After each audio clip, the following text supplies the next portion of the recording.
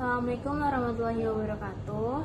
Kami dari kelompok 1 ingin mempresentasikan tentang judul yaitu subjek pajak dalam dan luar negeri.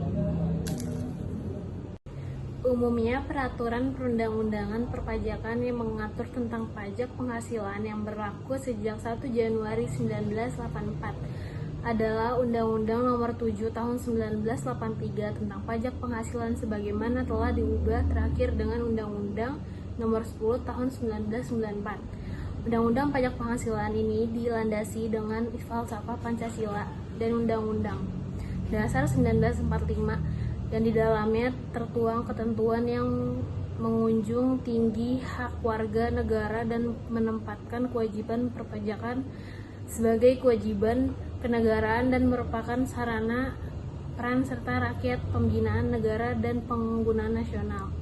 Yang kedua, dengan pesatnya perkembangan sosial ekonomi sebagai hasil pembangunan nasional dan globalisasi serta reformasi di berbagai bidang, dan setelah mengevaluasi perkembangan terakhir khususnya Undang-Undang Pajak Penghasilan, maka dipandang perlu untuk dilakukan perubahan undang-undang tersebut guna meningkatkan fungsi dan perannya dalam rangka mendukung kebijakan pembangunan nasional khususnya di bidang ekonomi. Produk digital, pasal demi pasal. Yang pertama, pasal 1, pengertian subjek pajak meliputi orang pribadi. Warisan yang belum terbagi sebagai satu kesatuan badan dan bentuk usaha tetap. Orang pribadi sebagai subjek pajak dapat bertempat tinggal atau berada di Indonesia ataupun di luar Indonesia. Warisan yang belum terbagi sebagai satu kesatuan merupakan subjek pajak pengganti. Menggantikan mereka yang berhak yaitu ahli waris penunjukan warisan yang belum terbagi sebagai subjek pajak pengganti.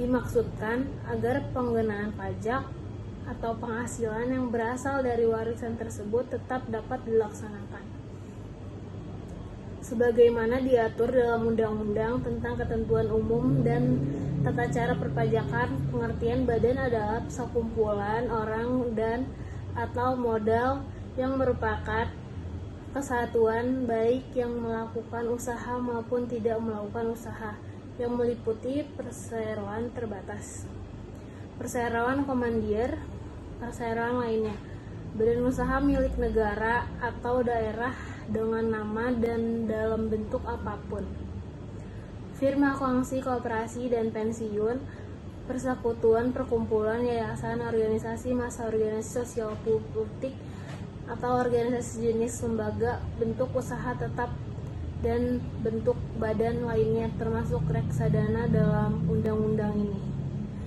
Bentuk usaha tetap ditentukan sebagai subjek pajak tersendiri, terpisah dari badan. Oleh karena itu, walaupun pelakuan perpajakan dipersamakan dengan subjek pajak badan, untuk pengenaan pajak penghasilan bentuk usaha tetap mempunyai eksistensinya sendiri dan tidak termasuk dalam pengertian badan usaha milik negara dan daerah merupakan subjek pajak tanpa memperhatikan nama dan bentuknya, sehingga setiap unit tertentu dari badan pemerintah atau melakukan kegiatan untuk memperoleh penghasilan merupakan subjek pajak.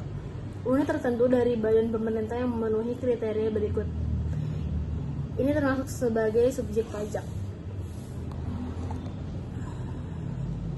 Ringkasannya, dalam praktek sering dijumpai pembagian atau pembayaran dividen secara terselubung. Misalnya dalam hal pemegang saham yang telah menyetor penuh modalnya dan memberikan pinjaman kepada perseroan dengan imbalan bunga yang melebihi kewajaran. Apabila terjadi hal yang demikian, maka selisih lebih antara bunga yang dibayarkan dengan selisih bunga yang berlaku di pasar diperlakukan sebagai dividen. Bagian bunga yang diperoleh sebagai dividen tersebut tidak boleh dibebankan sebagai biaya oleh perseroan yang bersangkutan.